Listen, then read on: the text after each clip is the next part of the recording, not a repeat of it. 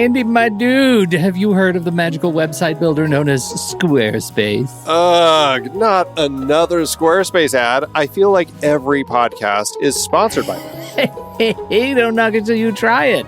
Yes, okay, it is overhyped, but actually it lives up to the hype. Squarespace is like a website fairy godmother. With a click of a button, your site transforms into a beautiful masterpiece. A website fairy godmother? That sounds interesting. What makes it so magical? Well, for starters, those slick templates make anyone look like a professional web designer. Pick one, customize the colors and fonts to match your brand, and voila. Plus, the drag and drop fluid engine is so easy, your grandma could build a site on Squarespace. Well, she did knit me a lovely scarf last Christmas. Maybe website design is next. Exactly. And when you're ready to sell your Nana's handmade scarves online, Squarespace has built-in e-commerce. Add a store with one click. Get flexible payment options. Then watch those sales roll in. And when she wants to teach others her steezy scarf skills, Squarespace's new courses feature is just the ticket. Nana can set up her curriculum and enrollments and payments in a snap and become the next e-knitting influencer. Oh, wow, you really sold me with the grandma angle. Sign me up for that free trial. Just go to thenextreel.com/Squarespace and transform your site into a beautiful Squarespace masterpiece. Well, thanks, Pete. Even though it's overhyped, Squarespace actually sounds perfect for Nana's site's needs. Appreciate the warning on the ads, though. I'll brace myself next time I listen to a podcast. Anytime. Let me know if you need any help getting that site up and running.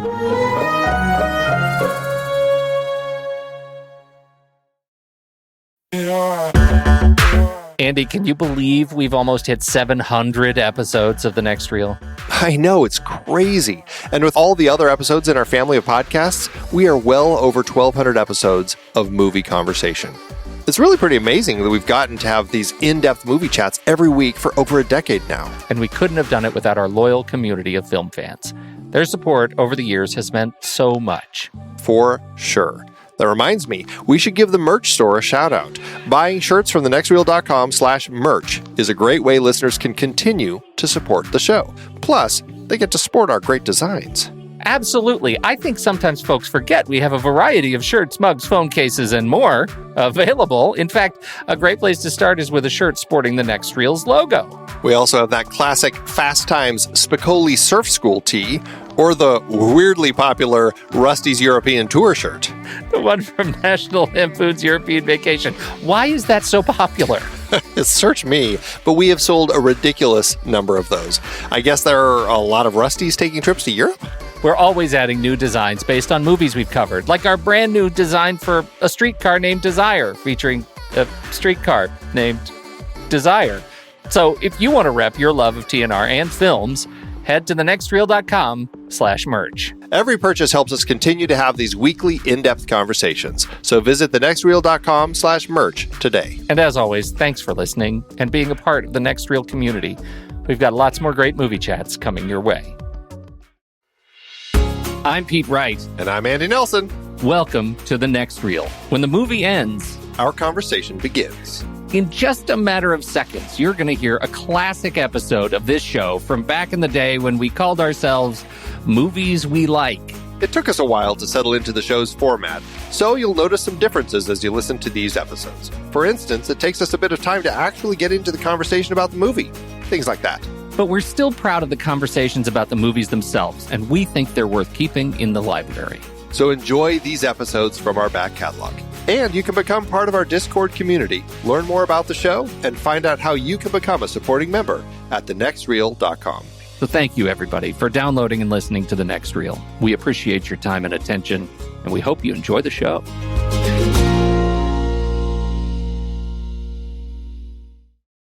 How you doing? I am good. I'm good. How are you? I'm good. Feeling good. Feeling good, Flight. Looking good. Feeling good. Have you done anything of note this week? Can I tell you what I've done first? Yes. Why don't you ask me that again? Mm-hmm. Andy, I'm super interested in you. But first, let me talk about me. Yeah, please. I did a little binging. Oh, another binge. I did some binging. I know this is all the talk of the town, and I'm sure because you're busy and you've been teaching, you got some crazy production schedule going on that you have not caught up on this. But I did it because my wife was out of town for the week. House of Cards Season 2. Son, you have got to get on that show. I know you haven't, right? You finished Season 1. You haven't started Season 2. Is that still accurate? That is correct. Flight? That is correct. Yes, it's fantastic. I'm not kidding. I mean, I'm not messing around. It's better than Rhoda. Thank God. It's better than My Three Sons. It's better than, pretty much, it's better than most sitcoms. But what about Situation Car count. 66? Where are you? Yeah, no, it's better than that. Oh, okay. Better than that. It is, it's sort of what I really wanted out of the West Wing. People just weren't diabolical enough in the West Wing. That's what I walked away from that show. 10 seasons, I think it was. And, we never had, well, I can't say it. God dang it, Andy. Yeah, don't. I want to spoil this show for you so badly. It's everything I can do not to talk about it. I'll just blurt it out. Don't do it. Or, this is what I'm going to do. Okay, so I'm done talking. When we're finished, I'm going to insert when I'm producing the show. Don't do that. Because then you're going to go listen, because you always listen to it, and then I'm going to spoil it for you that way. You're okay. Let me tell you something. You're not just spoiling it for me. You're spoiling it for dozens of people. My friend, our mutual friend of the show, Kurt, was sending me texts as I was watching it, and he was saying things like, "Have you gotten to the occult bit?" Or "Did you see the polar bear?" And he did it enough times, and there was stuff that was close enough that I really was second-guessing myself. By the time I got to the last part, I was like, where is the polar bear, you moron? It was it's pretty horrible. So I might need to do a little subliminal editing for you, for your benefit. You're evil. Mm-hmm. I'll never be able to listen to this episode now unless I go binge watch House of Cards Season 2. I hope you do that. I hope I do too. Mm-hmm. What have you done this week? Anything good of yourself? Nothing good of myself. No, it's been a busy week. It's spring break, and family's been in town, and it's just been a week of entertaining and exhaustion. That's really where I've been all week. Oh, that's unfortunate. Yeah. All right. Well, I got nothing. All I got here is a main bus B undervolt.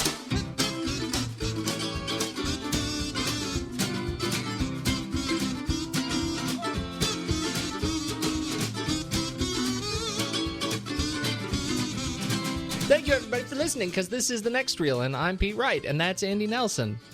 Hello. And we're so glad you joined us. This is a show where we talk about movies and then we spoil it really, really, really well. You can find out more about the show if you head over to thenextreel.com. You can search for the show in iTunes and subscribe so you never miss an episode. And join the conversation online in your social platform of choice. And now, without further ado, Andy, how did you do against the people this week in the Instagram Guess the Movie Pony Prize Challenge? I was doing pretty good. It was a pretty good week. It was Don Juan DeMarco was the film this week. And, I think it really threw people. I liked some of these where you get really obscure images that really have no idea. It doesn't give you any clue as to what the movie is. And so it was going good for the first part of the week. And then I think it was the fifth picture where Robot Gremlin was managed to Google search enough of the right clues in order to figure out what the movie was. And he nailed it. So Don Juan DeMarco, it was. I absolutely love how he did it. I think that's great. His post, Robot Gremlin writes on Instagram, well, after searching for movies with washed ashore and mental illness, I hit on 3 movies, Driftwood, The Majestic, and Don Juan DeMarco. Yep. Pretty smart. It was very, very smart. That was a good find. It was. Good it was definitely a good find. It's a good puzzle. So congratulations, Robot Gremlin. You are entered to win the Pony Prize. I feel like we're hitting the baseline. Like it's, it was obviously your failure if they get it on the first image. But by the time they hit 5, you're getting into some advanced playing, and that's pretty good. Yeah, I definitely think so. I think, I try to make the 6th and beyond images a little more obvious. So if they're coming in at the end there, then they're probably just the first one to see the easy image. Big congratulations to a friend of the show, Stephen Smart, who has, as far as I know, he's one of the maybe very few people to actually commit to going and listening to every one of our episodes of this show and posted on Facebook that he's finished. I know. It's like that commercial with that guy who finishes the internet. Yes. I did it. I finished. That's what it feels like. And it makes me imagine, because last week the hero shot we got from Forrest Gump was Forrest at the end of his run with the long beard and the hair, and he just stops and turns around. And that, for me, represents everything Stephen Smart has been through. In fact, he probably has a beard that long. Over 126 hours of us yammering on about movies. Thank you, Stephen. It is awesome that you have done that. We appreciate you hitting the back catalog and science. All right, I think that's the old news. But I love all the people searching for films related to mental disorders. Well done. Let's do trailers. You wanna? Let's do it.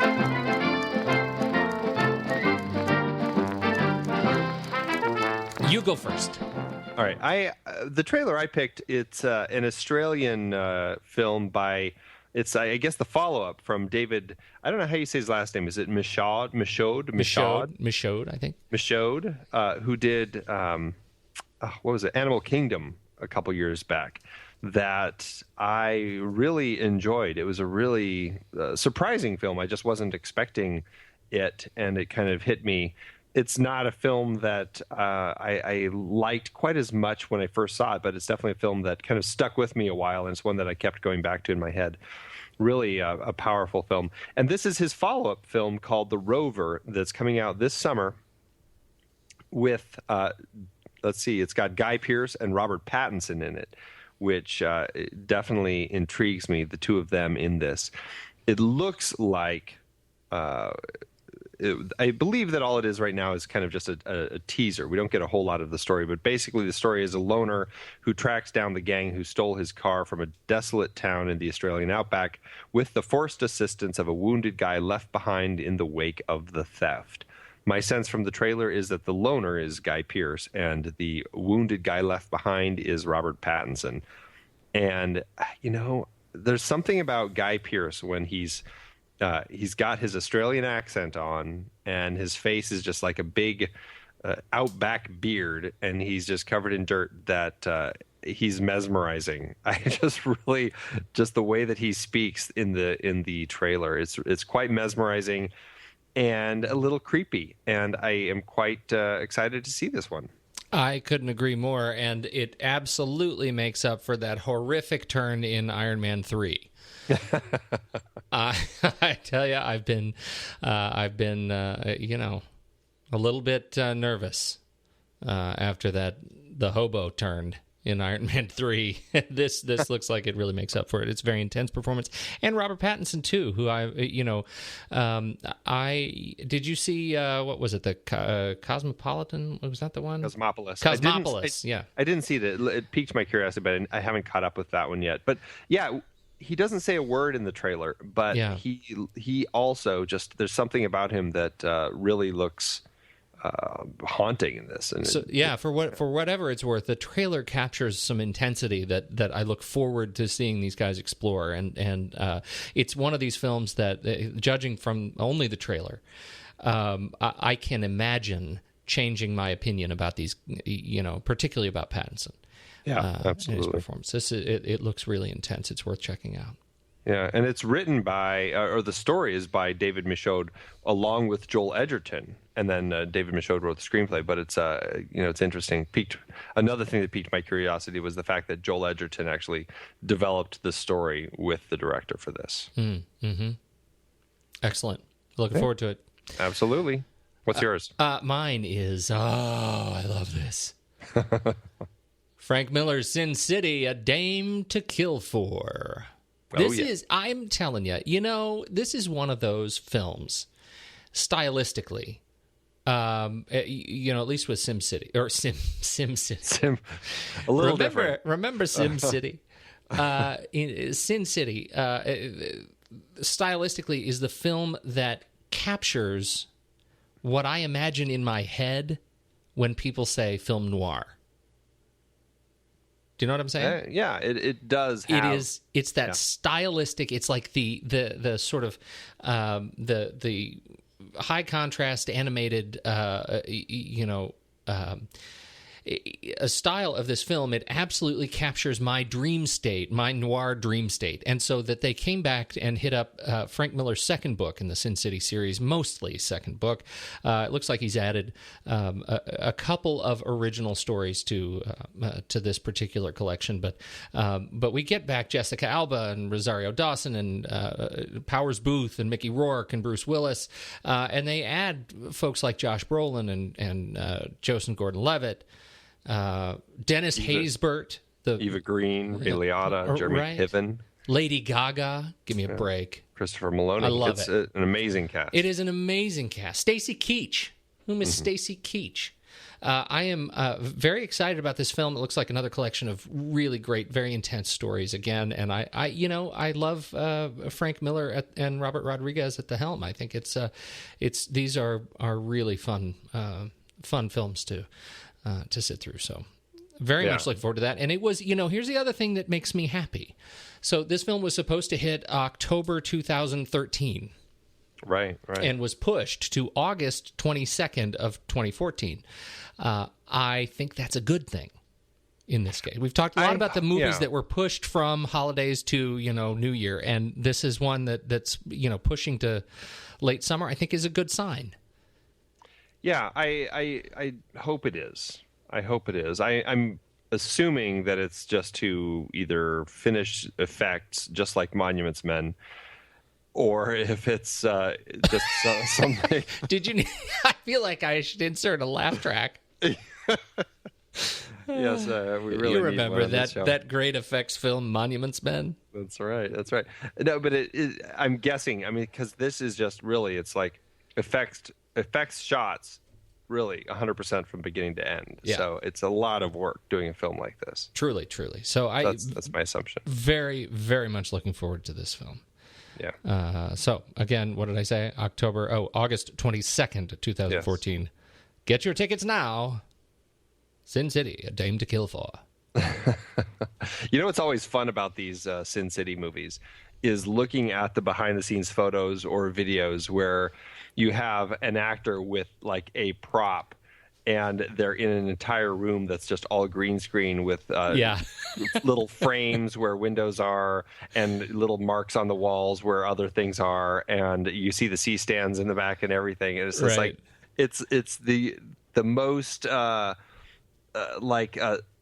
what's it called? Like the minimalistic theatrical this performance. This is as method as you can get. Yeah, it's like these actors really have to put themselves in this world that is then, of course, envisioned for them by the Robert Rodriguez and his team. Right. But it is always, it strikes me when you look at the stills for this and you're like, wow, there is just so much done to make this movie what it is. Absolutely.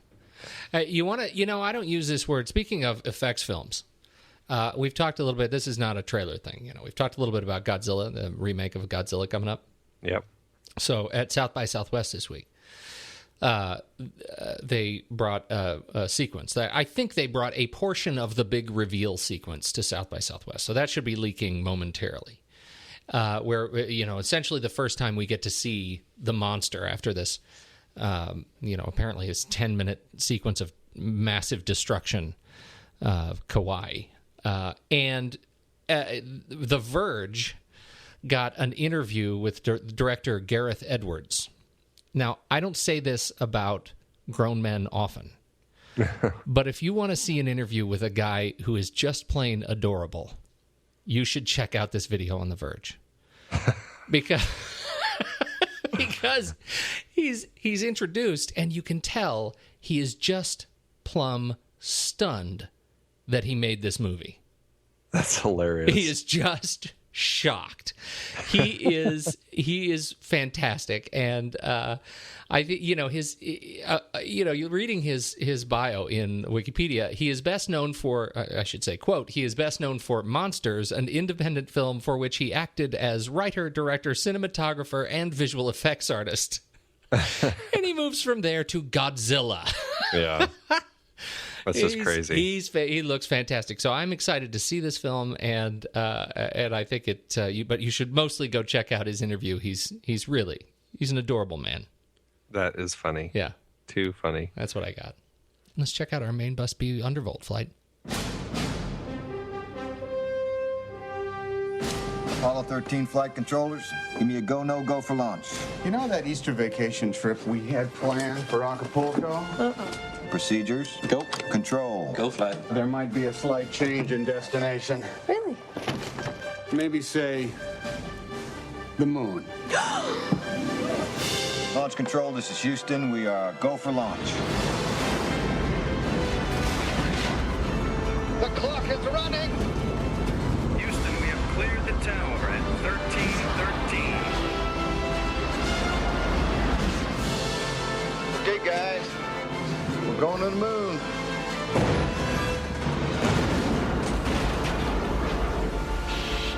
Houston, we have a problem. We got a wicked shimmy up here. Houston, we are venting something out into space. It's definitely a gas of some sort. Flight, the heart rates are skyrocketing. The Apollo 13 spacecraft is apparently losing breathing oxygen. The emergency has ruled out any chance of a lunar landing. Flight, we have lost the radio contact. Econ, what's your data telling you? It's reading a quadruple failure. That can't happen. It's got to be instrumentation. The ship's bleeding to death. This rate, we're going to skip right out of the atmosphere, and we're never going to get back. We're looking at less than 15 minutes of life support in the Odyssey. We never lost an American in space. We're sure as hell not going to lose one on my watch. Odyssey, do you read me? How long does it take to power up the LEM? 3 hours by the checklist. We don't have that much time.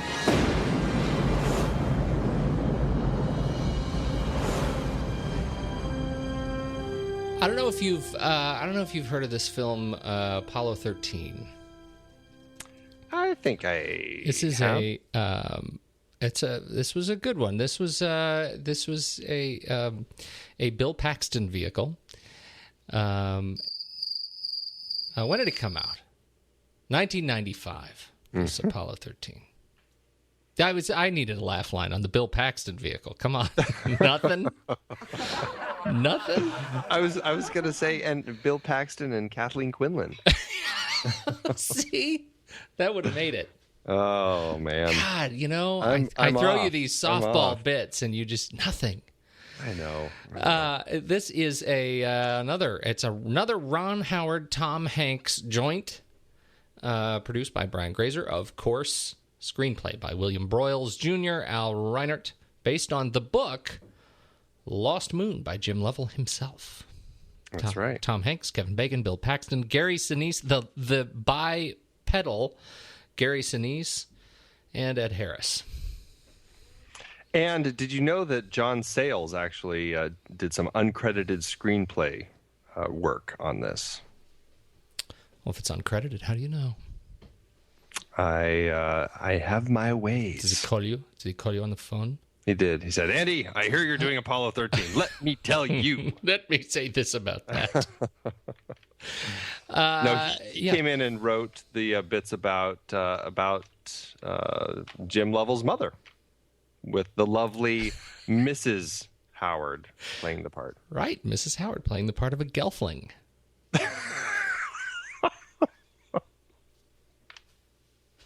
Was that too much? Oh, this train is so off its tracks. Come on, she's Where are they? adorable, but she feels like a Frank Oz creation. She's adorable. Oh, she is. Are adorable. you in the space program, gelfling? It's not a gelfling. It's the kinder version of what's the one-eyed lady. Oh my God, this is terrible. Ron Howard, we apologize in advance. No, we really do. That's to everyone in the Howard family. Since they're all in this movie. They are. It was, yes. So I don't have anything else to say about the Dark Crystal. Okay. Let's go back to Apollo 13. 1995, Apollo 13. And this was, okay, let me just tell you a thing about my reaction to this film. And what it actually reminds me of James Cameron. You've heard of this director, James Cameron? I believe so. Because... Piranha 2, right? I think you're thinking of Anaconda. He said something in let's see, it was, gosh, Titanic came out in 1997, right? And so a couple of years after Apollo 13, and during the press tour for Titanic, Cameron comes out and says, and I have no source for this other than my memory, but this really stuck with me, so I'm sure it's true. He says in one of these interviews, he says, where we're getting with Titanic, when he's asked about the effects of Titanic as being a massive visual effects film, he says, where we're getting with films like Titanic and Apollo 13, we're getting to the point where the effects have caught up with the stories that otherwise, like true stories that otherwise are impossible to tell, or literally to tell. Like we can't authentically tell the story of the Titanic without being able to show the scale of the Titanic, was his point. And same thing about Apollo 13. The sense that the technology had shown up to the point where we could articulate weightlessness, that we could articulate the full scope and scale of that rocket reveal when the Apollo is on the platform, which is just stunningly gorgeous. The fact that we can show the integration of these live actors with such rich, created scenery, and make it look so real. And it's a true story, not a science fiction fantasy story, but it is a technically accurate story to the real events of the Apollo 13 accident. Was a real milestone in cinema history in the mid-90s. And I think that is what Apollo 13 stands for me in my own history of moviegoing. It is part of the first kind of breath of creating true stories that are accurate to scope and scale thanks to visual effects. And not even just visual effects, but I think a lot of it is the ingenuity. And I'm not saying that I'm not dismissing what you said. I think you're 100% accurate. But I just think on top of that, I think that the cinematic, just the smarts of the team to find ways to employ both all of those new tricks of the technology, which they use so incredibly well all through the film, where half the time you're looking at something and you just don't even know that it's a visual effect. Actually, I would say 100% of the time you don't know it's a visual effect. Yeah, it's always so good.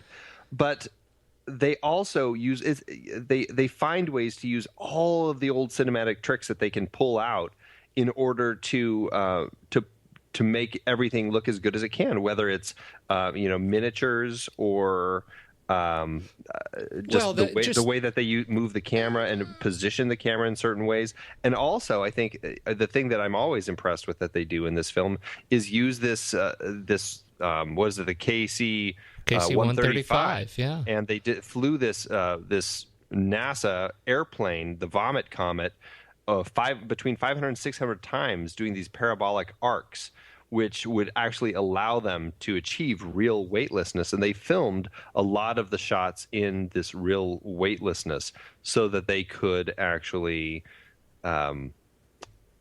put that in as many times as possible to really give us the sense that this was actually genuine. You don't have actors hanging on wires that had to be, painted out and things like that. And I think blending all these tools together created something that just feels 100% authentic from beginning to end. Well, that's another great point. The sequences of them moving through the tunnel. They're the sequences that really stand out, and I think it's novel that they went as far as they did to create this sense of weightlessness, and over those 500 to 600 times that they flew the KC-135, they ended up end up coming up with, I think, less than 4 hours of film. Not a lot of footage there, because each of these dives is roughly, there's less than 30 seconds, I think. Yeah, it's 23 seconds. 23 seconds each. So these shots are short. They don't isn't a lot of drama going on. But the kind of melding of the technology in this case and the actor's ability to perform in these 20-second snippets and make it look as authentic and seamless and not to throw up on one another is really a testament to the production of this film. I mean, those guys did an incredible job. I was just, I'm so moved by just watching their performances, not even what's going on screen. Yeah. They are all 100% in it. And, I think a lot of that comes from Tom Hanks and Ron Howard, but I think mostly Tom Hanks, who, has often said he's basically a closet astronaut. This is something that he always dreamed of as a kid, is putting on that jumpsuit and actually going up into space. And then here's his opportunity. He became like just intensely concerned that everything they did was 100% accurate to what the astronauts would really be doing. And Ron Howard adopted that mentality too. And so between the two of them, they were just, monitoring every detail. And I think that's something that all of the actors involved in the project and all of the crew kind of mentally adopted that attitude where we have to do this 100% accurately, and we're going to make this, doing equations on paperwork as nerve-wracking and intense as possible, because that's how it really was. And it really comes across that way. Even to the point of what's going on the ground. That they built this mission control set at Universal Studios, and all of the workstations. In the film, we see all of these actors communicating with each other in this closed loop system, these headset system, right? And that they went so far as to activate the loop system prop, so that the actors could actually communicate with one another across this giant mission control room, just like the real guys. I mean, it was a real system. It wasn't a dead headset, and that the computers, they could interact with the computers, and they went to such a level of detail, even for the guys on the ground. I think is another it's another real shining spot in the film. It makes those bits of intensity in mission control really palpable. It's fabulous. We've talked about this whole experience of a formula film, and I think Ron Howard is such an expert at delivering on formula films in a beautiful and intensely emotional way. He's the one, I think, that makes it feel okay to choke up at the end of these movies, right? Right. I've seen it. I don't know how many times I've seen it, and I still, at the end of these, I was watching it with my kids tonight, and I still, at the end of these movies, when he comes back on the air and says, "Hey, Houston, this is Odyssey," Mm-hmm. Good to see you again. It's good to see you again. All three of us are like, oh God, we knew for the last 2 hours, we knew that they made it, and we're still surprised and crying that they made it. Yeah. So. Absolutely. And there's just so much power all through it because of the way they develop the relationships. I mean, I even get choked up when they're taking off, and it cuts to the wives' faces as they're watching their husbands go up in this rocket, and you see, I think Fred Hayes' wife kind of start breaking down, and you see that look in Lovell's wife, where it's just like she's proud of her husband, but at the same time, it's I can only imagine how frightening and heartbreaking it is to see your husband going up into space, knowing that it's just such a kind of it's not the most friendly environments. Right, especially because she's already been through it. I mean, he'd already spent at the launch day of Apollo 13. I think he'd already been in space 18 days. I think by the end of this mission, it was 24. Right? I mean, I think he went into this mission as the astronaut with the most time in space. Yes. One of the first people to fly around the moon. There's another statistic about it. Well, he was one of those people. He'd been with NASA for a while and had been involved, so he ended up just tied into a lot of these important missions at the early days of space exploration. Right. Now there is something I'm just not convinced that they did well in this film, and I struggle with it every time I watch this film, and I'm not sure why, and I'm interested in your take on it.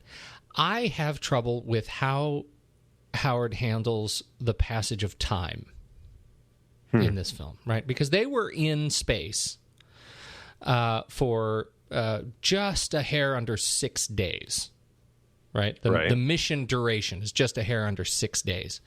And there are a few title cards that sneak by. The only one I actually remember noticing is day 4 that shows up. Were there other day title cards?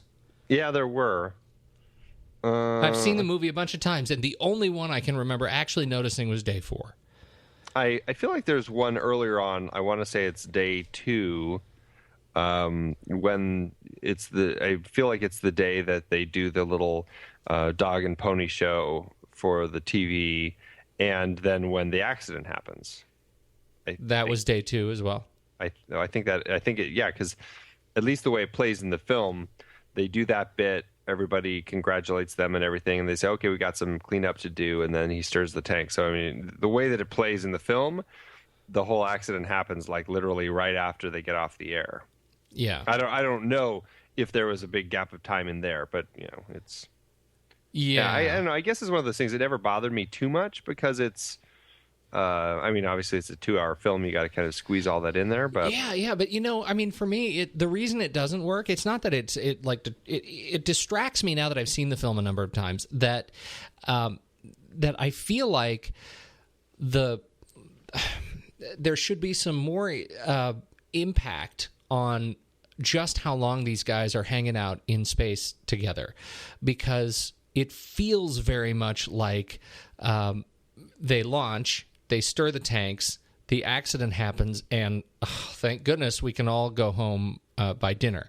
There are a couple of quick sequences in Mission Control where you get this sense that people are sleeping the night there, right? We have some cots set up, and is it AM or PM and like that. But I feel like those can sneak by, and to the point where at the end, my daughter says to me, "Wow, that was a really short trip."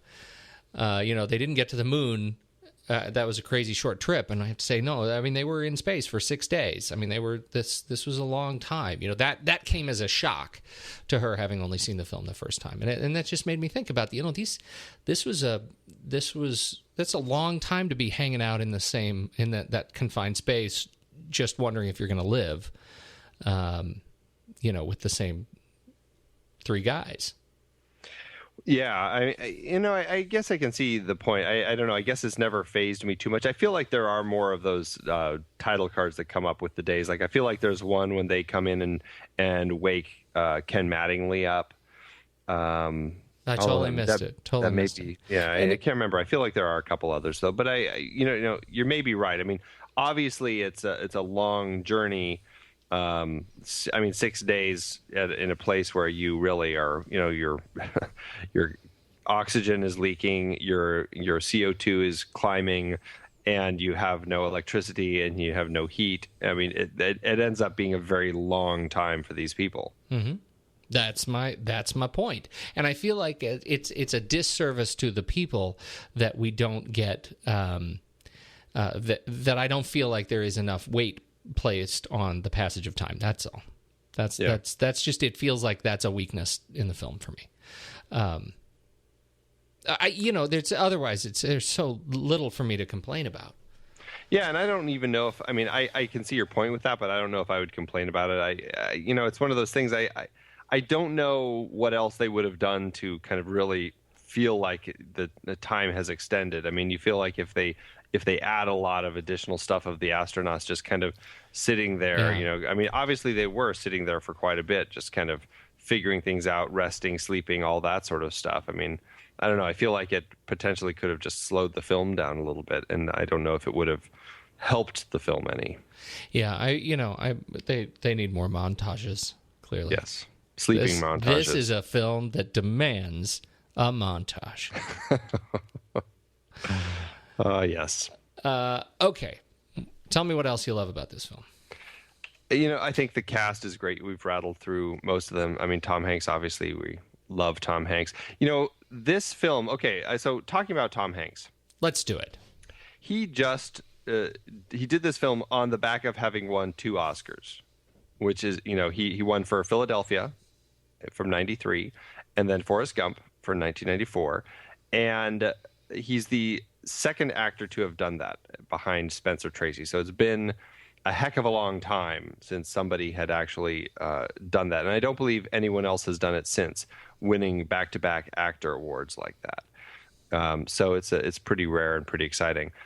Going into this film, or rewatching this film, do you think that this performance is on par with those, and not even paying attention to what the other nominees are? Do you think that it was something that he should have been awarded or nominated for Best Actor for? Or do you think that because there are so many actors really kind of all through this film, that it really is kind of an ensemble film and it's hard to single out any particular one person? For Apollo 13. For Apollo 13, yeah. Yeah. Oh, man, that's a hard question. I know. I like to ask hard questions. I feel like this was... I don't know that this stands up necessarily to Philadelphia, or not to Philadelphia, but to... well, I don't think it stands up to Philadelphia or Forrest Gump in terms of his reach.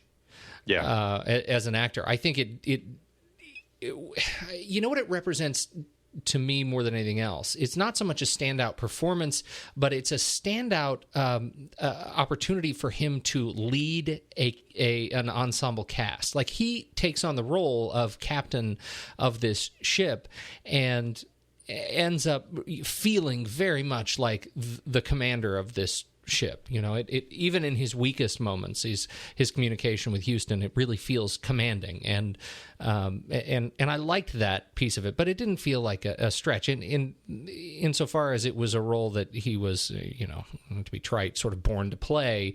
Yeah. It felt like he was just sort of doing something that came very naturally to him, and not something that he had to work all that hard to conjure up.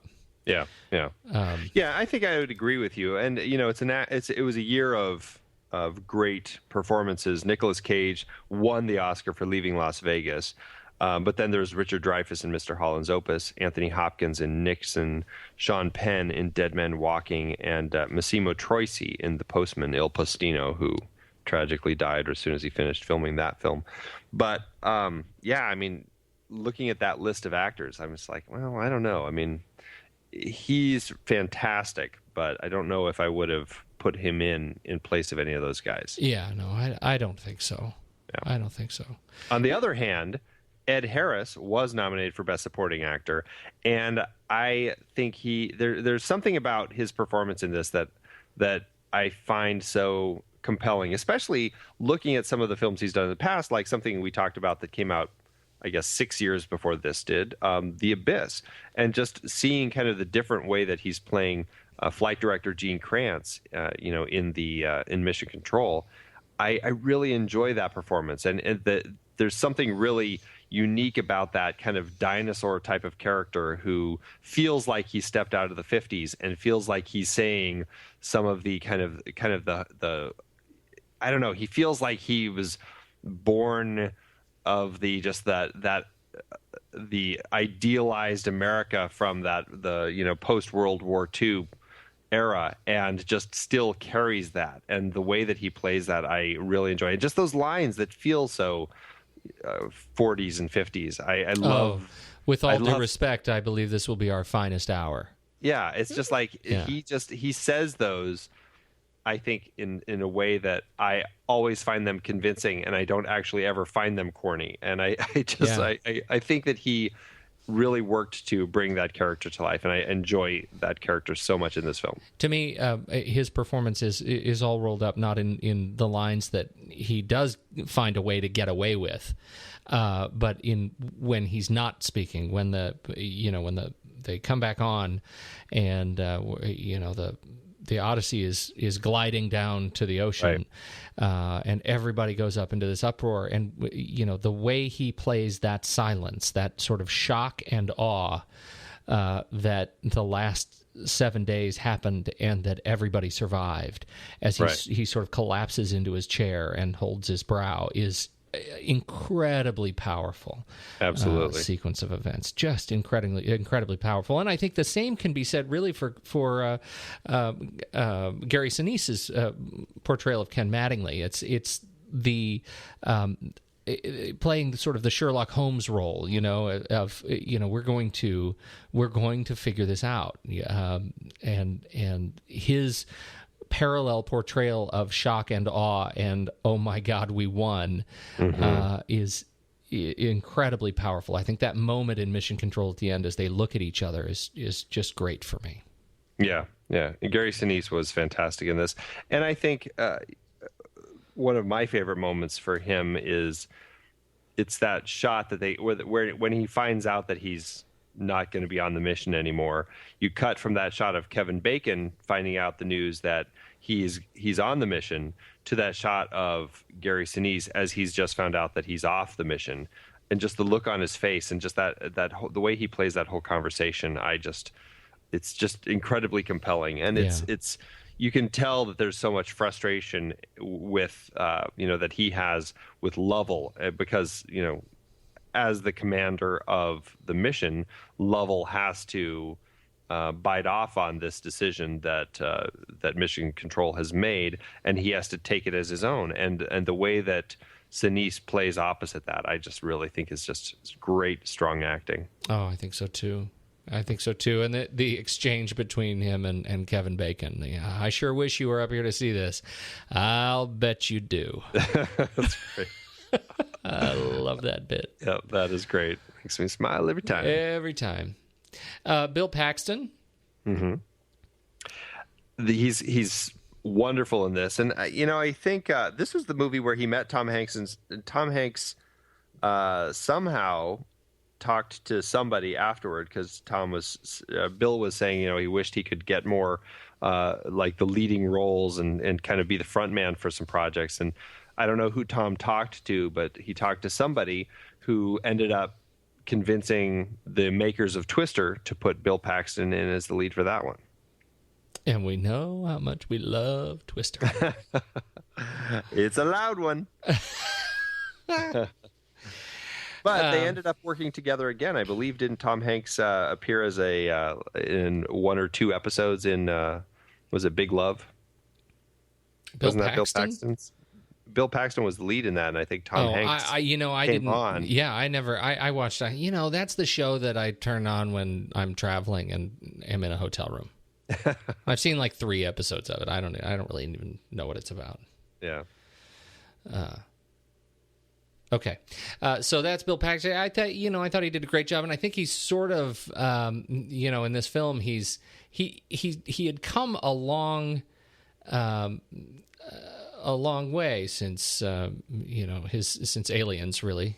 Yeah, Weird Science and Aliens. He's definitely grown up a little bit. Yeah, he's grown up a lot, and I think moving this Apollo 13 transition was a big one for him, moving him into Titanic, which I remember thinking was the first time I actually really feel like he's a grown-up.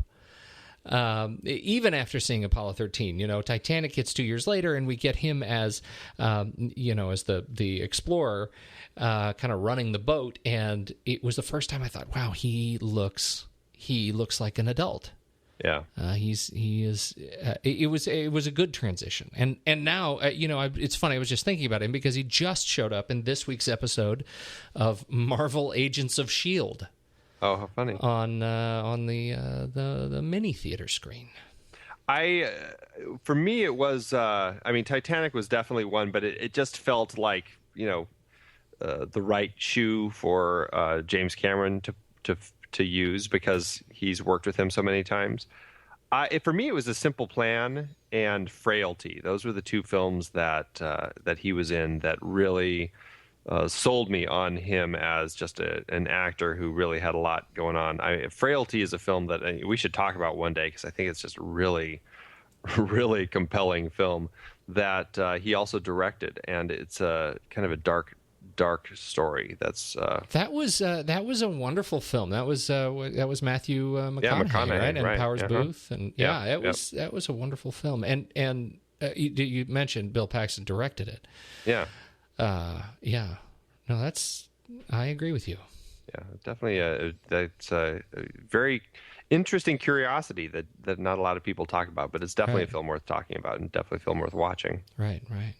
Yeah. And of course, his role as Dinky Winks in Spy Kids 3D Game Over. And nobody can forget. Nope. Moving on. The wonderful Kevin Bacon. Everybody here working hard to get closer to that number one Bacon number. Yes. No, and now I think Tom Hanks and Bill Paxton, Gary Sinise, Ed Harris win. That's right. I have a Bacon number of 2. Do you? Who is it? It is Robert Wagner. Oh, yes, you do. Yeah. Yes, you do. I gotta love it. I gotta do some research on my Bacon number. Yeah. I'll bet I could do 2. I don't know who it is right now, but I'll bet I could do it. You think he knows Connie Chung? I know Connie Chung. Oh, too funny. Okay. Music by James Horner. Holy cow. Yeah. This is iconic. Some of my favorite James Horner music. And, this was a good year for him because he also did the music for Braveheart. And I think because of that, because he was nominated twice, it probably split the vote, and the music or the Oscar went to The Postman Il Postino, which, in all fairness, it's really beautiful music. Yeah. But boy, this is the music that, for me, of all of them, the other ones were, Sense and Sensibility by Patrick Doyle and Nixon by John Williams. But I think even more than Braveheart, this is the one that just stands out for me as just a brilliant music. It is to me too, and he's responsible for some of the most amazing themes. For me, this one is right up there with Glory, which is one of my favorite scores, bar none. Mm-hmm. And I think just really highlights his ability to become a character in the film. Yeah. And I think that's really his gift, that the music, the score, in particular, gives us, when we're in that spacecraft, it is the fourth kind of ever-present, invisible kind of being that is just guiding us. It's kind of with us. It's like a stake in the ground for us to reference our emotional kind of response to the rest of what's going on the screen. I think it is really compelling in this film in particular. Yeah, there's something, I don't know if patriotic is the right word, but it feels very uplifting, and it really, during the launch, when the music soars when they're launching, I mean, it really does kind of lift your spirits, and just you feel so positive and optimistic about the future of space travel and everything. I mean, it's like the music is there, and it's just filling all of that emotion in. And at the end, just all the music at the end as they're coming down. And then I think as soon as the movie ends and it kicks into that kind of the vocal work by Annie Lennox, oh man, it's just amazing. It's a powerful score. It is a very powerful score. Mm-hmm. Okay, who else do we want to? So where do you want to talk about cinematography or effects? We've talked about effects. Yeah, but the two together obviously work together. But Dean Cundey is an amazing cinematographer who makes pretty pictures. And, what did we talk about him on? We talked about him on something, didn't we? Oh, goodness. He's worked with Robert Zemeckis a lot, but not on Forrest Gump. Forrest Gump was, I think, a new DP for Zemeckis, and maybe we haven't talked about. I don't think we have. I think we've talked about him sort of peripherally because of. When did we talk about him? Was it around The Blob? Oh, he did The Thing. Yeah, or The Thing. I knew we had talked about him at some point. But yeah, yes. he had done a lot of Carpenter's early work, and then he started working with Zemeckis in, I believe, on Romancing the Stone, and worked with him all the way through Death Becomes Her, and he's worked with Spielberg before Jurassic Park. You know, it's a cinematographer who knows how to capture the look of a period. Certainly, you know, this being 1970, he just captures it, the look and everything, and then also all the tones and everything, and in the ships, all the different command modules and everything, and just everything really feels 100% authentic. I mean, to the point where when some of the astronauts actually watched the film, they came up to the filmmakers and were like, man, I saw some shots, some of the stock footage in there that I had never seen before. What vaults did you find that stuff in? Because they were so convinced that some of the shots that Dean Cundey and Ron Howard put together for the film and the visual effects teams were actual authentic pieces of stock footage of actual takeoffs. It was, we should add that this was one of Ron Howard's sort of stakes for this film, was to not use any of the stock footage. But to create original sequences for everything related to the spacecraft. So, yeah. Yeah, not everything. Cause, I mean, the spacecraft, yeah, but like the moon, they actually used real photos that some of the other missions had captured of the moon, and they kind of digitally cleaned them up and everything. But those are actual shots of the moon, and even the shot when they I believe it's the shot when they come around the moon, and they see the Earth and the kind of the Earth rise over the moon, right? And you have Tom Hanks holding his thumb up and everything. I believe that's an actual photograph.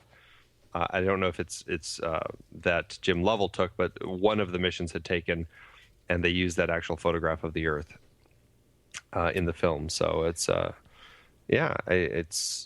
don't know. I just think the cinematography in this film is very effective, and it's invisible, which is, in a film like this, you want it to really just be invisible, so it puts you right into the place and right there with the actors. Yeah, absolutely. And to that point about the footage that they do use, I think they make most use of it in terms of the journalists' footage, the television coverage, right. Cronkite in particular, which was, I think, a really nice touch.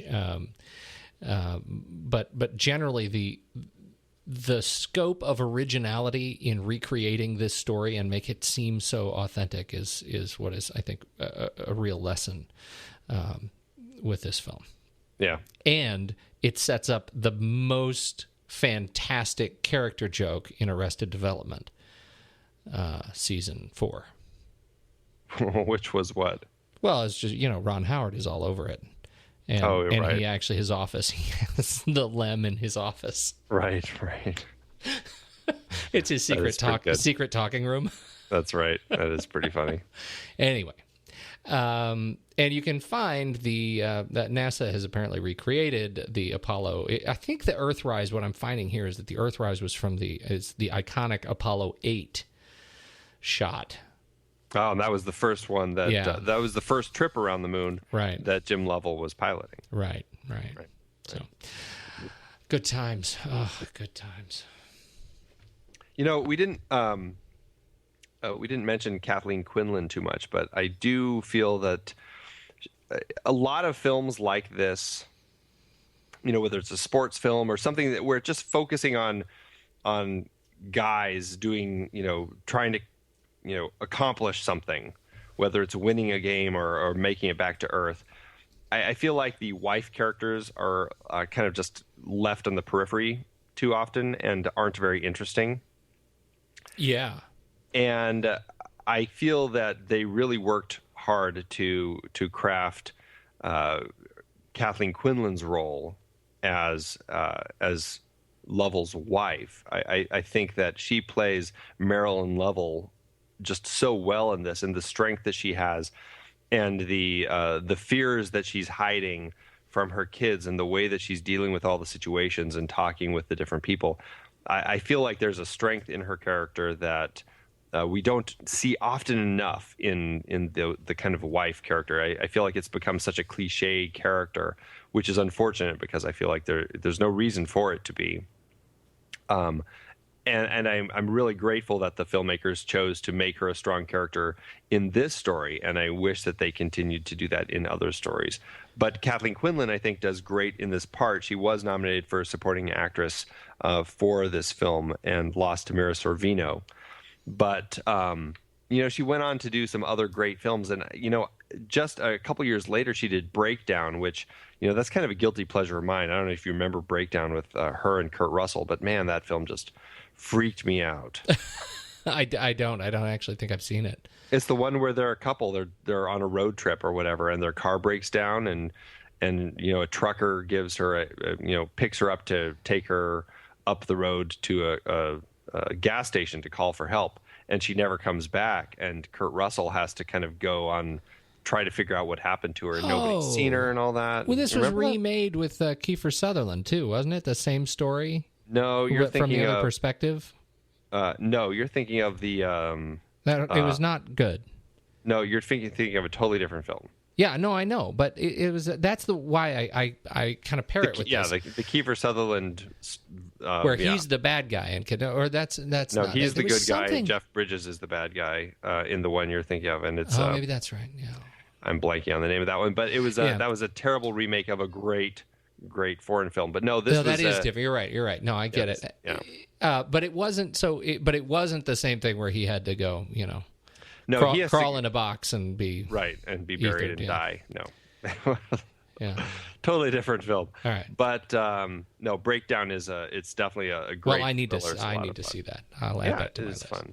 It is fun, and she's definitely keeping busy. But I just don't see her in a whole lot of things. But the role of women in this film is interesting because it's like there's everything that's happening in space and in Houston, or in Mission Control, and then so much of the film, even generationally speaking, is anchored by the women, and this is a film where I don't know. It's while on one hand it feels a little bit sanitized.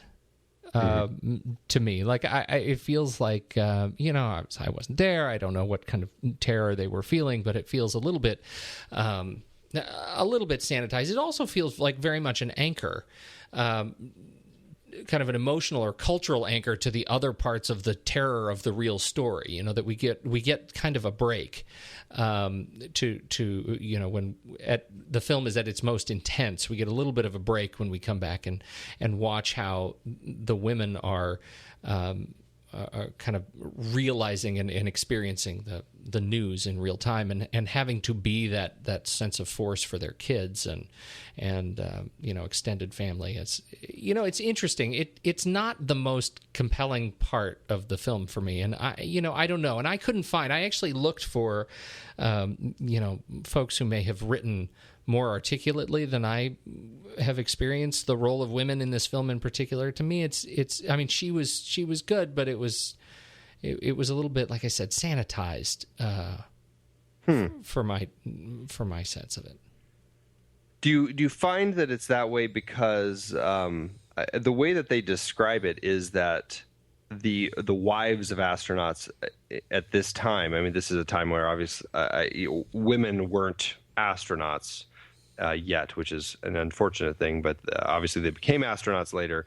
But they were very much trained. I mean, these wives were actually trained in like PR and press and marketing, essentially, because they had to be kind of the face of their husbands. And I mean, just trained like their husbands were, but obviously when their husbands are up in space, it's just the wives, and they really had to kind of be the spokesperson for, as Marilyn says, remember, you're proud, honored and thrilled. They really had to have a facade on about, just kind of being on and being kind of a representative for their husband, for NASA, for the space program, for, in a sense, even for that branch of the government. I mean, it's an interesting position that the women were put in just by being married to one of these guys that they kind of had to just go along with. And it makes me wonder if it comes across that way for you as kind of sanitized because that's the way that the scriptwriters just wrote it and it's not that interesting for you, or if it's because they're trying to depict the reality of what these women actually had to play at, and because of that you're feeling it just like people were, like the audience or the people watching them back in those days were feeling. I appreciate that you bring that up, and that may be that intentionality that I am experiencing here. But it could also be, as I reflect on it, that we have seen since then. I would say, in the last decade, when we see films that depict the relationship between men and women in this particular period, it is a different relationship. Right. Mm-hmm. It is, I don't mean to crawl back to Mad Men, but that Mad Men has sort of changed the nature of our memory of the gender split of the 50s, 60s, and early 70s, and I think that's what I'm kind of experiencing. This is, and it's not the point of the story, right? But I find myself actually saying, "Gosh, wouldn't it be interesting to actually have a more kind of, or I should say, a deeper dialogue on this?" Now, where did they get it right? They got it right in the Tom Hanks produced HBO series From the Earth to the Moon. There was a whole hour that actually dealt with this very thing and what you are talking about. Have you seen the series? That's on my list of shame right now. It's fantastic. It really is fantastic, and it covers, I think, what I'm missing, and that's what I find when I watch Apollo 13.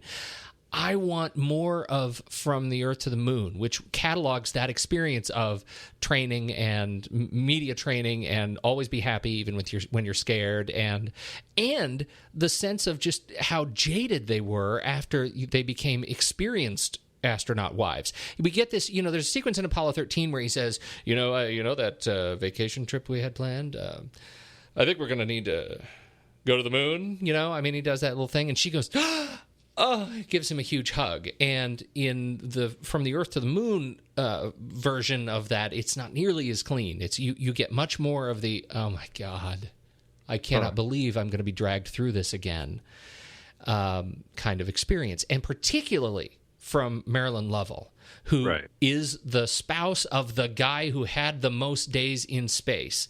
Right. That she was portrayed as somebody who was just all around, always enthusiastic, and I just felt like not enough dirt, not enough frustration, not enough horror of just having to be the spouse of an astronaut. So I know I'm asking for a film that doesn't exist, right? Or it exists in a whole different kind of mode.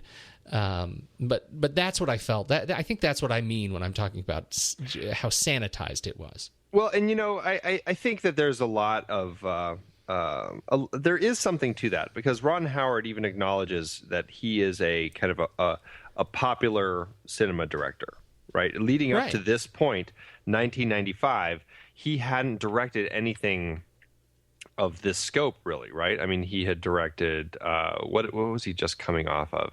He had just done, was it The Paper that he had just done right before this? And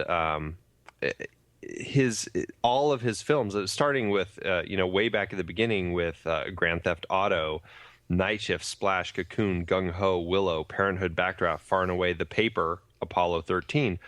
I mean, maybe Far and Away, it seemed like he was trying to be a little more serious, definitely more epic, but it really was just kind of a popular story, kind of just a love story, epic, sweeping, all that sort of stuff. This one seemed to be taking on something a little more serious, that he was trying to do something that had a lot of technical stuff going on. He had a lot of stuff that it just seemed like maybe he was dealing with things that weren't in kind of his normal realm. Because even after this, Ransom, Ed TV, How the Grinch Stole Christmas, I mean, it isn't really till A Beautiful Mind that it seems he's trying to do something important and serious again. And maybe if it was in the hands of a different type of filmmaker, there would have been a little bit more of a more insightful look at Marilyn Lovell's thoughts about this mission. That may have, I don't want to say it would have made for a stronger film, but it certainly would have made for a film that was looking at other aspects, in a little bit of a stronger fashion. Exactly.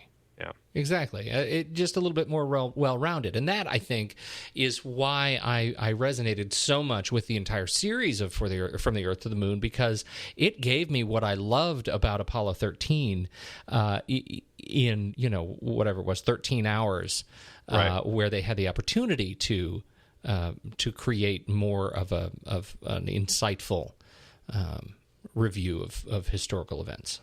Yeah, and that was actually Tom Hanks's first journey into producing, stepping outside of acting and doing some producing. He was the executive producer of that series that came out in '98, which was again great. Yeah, and he got to say "From the Earth to the Moon" like 1,000 times.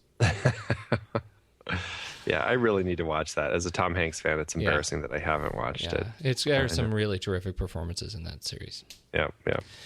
Okay, I think we need to power through here. What else do you give me? The last couple. I just want to mention that it's an obscure actress who's in this, but Tracy Reiner. She plays Mary Hayes, Fred's wife, and she's kind of the newbie wife that Kathleen Quinlan is talking to. Right. I'm only mentioning her because I don't know what her relationship is. I think that she somehow is in with the Marshall family, Penny Marshall, Gary Marshall, because she has ended up in a lot of their films, and because of that has ended up acting in a lot of movies with Tom Hanks. I mean, more than John Candy, more than Meg Ryan, and sure, there are little parts like in Nothing in Common. She was the young saleswoman. In Big, she was test market researcher. But she's ended up in a lot of films with him. She was in A League of Their Own as Betty Spaghetti. She's in this as Mary Hayes, That Thing You Do as Anita. And was that the last one? I think that was the last of the things that she had been in with him. And then she continued to be in other Gary Marshall and Penny Marshall films. But I was surprised when I was looking at filmographies to see that she had been in so many of Tom Hanks's films. That's very funny. She's been in a lot of stuff. I know. She's one of those kind of faces that you see in films. Yeah, funny. All right. The sound. I think the sound in this film is stellar. I think they rightfully won an Oscar for the amazing sound work that they did. I mean, it really feels like you're at a mission launch when you're watching this rocket take off. I mean, it's just incredibly powerful. Absolutely true. Yeah. And the sound inside the ship. I mean, it really, when you watch Gravity, you feel, you sort of watch these films in parallel. You feel this kind of genetic history of Apollo 13 in Gravity, right? I think they really capitalized on what it sounds like, kind of in space. Right. I should say in equipment. I think they did it. It was great. Yeah, absolutely. The and then what was the last thing I was going to say? Let's see, now I lost my train of thought. I did that. I'm sorry. You did do that. All right. Lost in the ether. It's gone. Mm-hmm. It's gone. All right. So let's talk about dollars for donuts. Dollars for donuts. This film did pretty well for itself. It, 1995, it cost $65 million to make. I'm always amazed when I see what movies cost back then. It's not that long ago, but you hear budgets these days, and it's like, wow, that's $65 million. They did. Steal. I know. But it went on domestically to make almost $174 million. Internationally, $181 million. And when you adjust everything, it ended up making about just over $3.1 million per finished minute. So it's coming in number 14 on our list of films based on cost per finished minute adjusted for inflation. Number 14. Big question. Right behind Sleepless in Seattle. Oh, Tom. Let's see if it breaks number 14 in the flick chart list. Yeah, let's see. So head over to flickchart.com/thenextreel. You can like us over there, friend us, or whatever you do. And then, you can see our stack rankings of all the films that we've done. And, you can jump from the website, thenextreel.com, in the extras menu. You'll find, or there's even a button. It says our golden list, the next reel on Flickchart. You can find our top 100 and see if our top 100 matches your top 100 favorite films forever and ever. Amen. Mm-hmm. Let's do it. Apollo 13 or The Bourne Ultimatum? Totally Apollo 13. Yeah, I'm going to say Apollo 13. All right. Apollo 13 or Moneyball? Oh, dang it. I'm still saying Apollo 13. Don't get me wrong. Moneyball is an amazing, amazing film, but Apollo 13 shakes my emotional core. Okay. Well, I would feel petty for choosing anything else. Emotional core. Yeah. What can I say? All right. Ed Harris versus Ed Harris. Apollo 13 or The Abyss? Emotional core, Andy. The Abyss hits my emotional core actually quite a bit, but Apollo 13 is it's a stellar film. Man, this is really hard. I just want you to know it's really hard. I know. No one said life is easy. I'm going to say Apollo 13 too. All right. Every single time. Apollo 13 or All the President's Men? All the President's Men. All right, sell me on it, because I want to say Apollo 13. Okay, see, the problem is they're both true stories. That's right. That's right. Gosh. Ultimately, if we're comparing these, first of all, I love the intimacy of All the President's Men. I think it is a mood that I really resonate with. I think the performances are outstanding, and I think ultimately it covers a story that was culturally more important to us as a people than Apollo 13. Boom. Mic drop. Wow. I don't know if that sold me, but I will give it to you. You tried. Apollo 13 or No Country for Old Men? That's a tough one. Well, see, man, No Country. That's a great movie. I feel like oh, go ahead. No, I'm waiting for you. I feel like I owe you now. I think I like Apollo 13 more, but I think I would be more compelled to put No Country for Old Men on again. Which strikes me as strange. I don't know why that is, but maybe it's just the crime aspect of it. I just I'm drawn to the stories. I know, but this is one of those where, interestingly, I would probably be more likely to put on Apollo 13 and still might go with No Country. Oh, that is interesting. So where are we with this? I think it's No Country. Yeah, I think it is. All right. Apollo 13 or Aliens? Little Bill Paxton. Bill Paxton on Bill Paxton action. Right. Well. Oh, that's a tough one. Aliens. I agree. It's Aliens. That's a really hard one. I feel a little guilty for saying that one. Yeah. Apollo 13 or Zodiac? There's one we haven't talked about in a while. Zodiac. Boy, there's another compelling true story film. I know, but I'm going to go with Apollo 13 on this one. Yeah, I am too. Number 14. Speaking of 14, that's pretty funny. Apollo 13 is number 14. That's fantastic. Yeah. So would you have picked this for Best Picture that year? The nominees were Apollo 13, Babe, which is the one that always strikes me as funny, Braveheart, The Postman, Il Postino, and Sense and Sensibility. Wait, I was reading something. Braveheart won. I think Braveheart was probably the right choice. I don't think so. I think you think it was Apollo 13? Yeah, I think at the time I may have said Braveheart, but I think I would have kicked myself if I had actually been voting. Just watching them, and I haven't watched Braveheart recently, but I think there is something really, really just truthful and compelling about this film that I think is just an amazing cinematic feat. And as much as I do love Braveheart, I think I would have picked Apollo 13. Okay. I think I still think Braveheart was probably the right choice, and I think it won because of, well, interestingly, I think it won because of it's a landscape film. Yeah, it's definitely quite people dig the landscape films. Yes, they do. All right. Hey, this was good. Where do we go from here?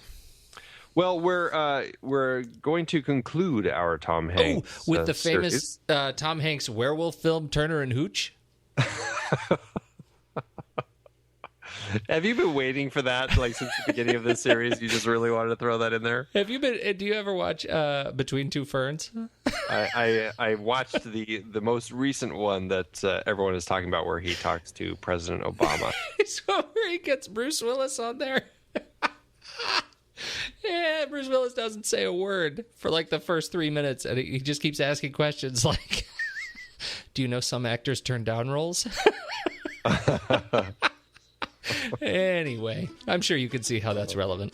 Yes, I know.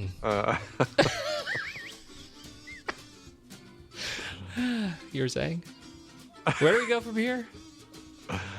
We're going to conclude our Tom Hanks series and to kind of pay tribute to our baseball series from the past 2 years that we've been doing. I don't think I think that this may be the final feather in the cap of our baseball series. We're just run out of movies. we're like, unless people have some baseball movies that they just really think we need to be talking about, we've kind of looked at all the other ones out there. We're like, yeah, I think we talked about a good number of them. I think we're good. But we're going to finish it off with A League of Their Own. A League of Their Own. Yeah, so we're stepping a little back in Tom Hanks' chronology, but we're going to finish it off with the fun baseball film from '92. John Lovitz. So that'll be good. Yes, that'll be good. League of Their Own. I don't know what it has been. I think well, let's just say it's been over a decade at least since I've seen League of Their Own. That's a long time. I'm curious to talk about this one to see how it's aged, because I really have loved it. I just haven't seen it in a very long time. Long time. That'll be good. Okay, League of Their Own next week. I think that's all we have to talk about for the people. Yeah, I think so. I think I'm going to go stir the tanks now. Oh, I got to go visit the constellation Urine. That's a horrible place to go visit. Have fun. I won't be joining you. I got to go to bed.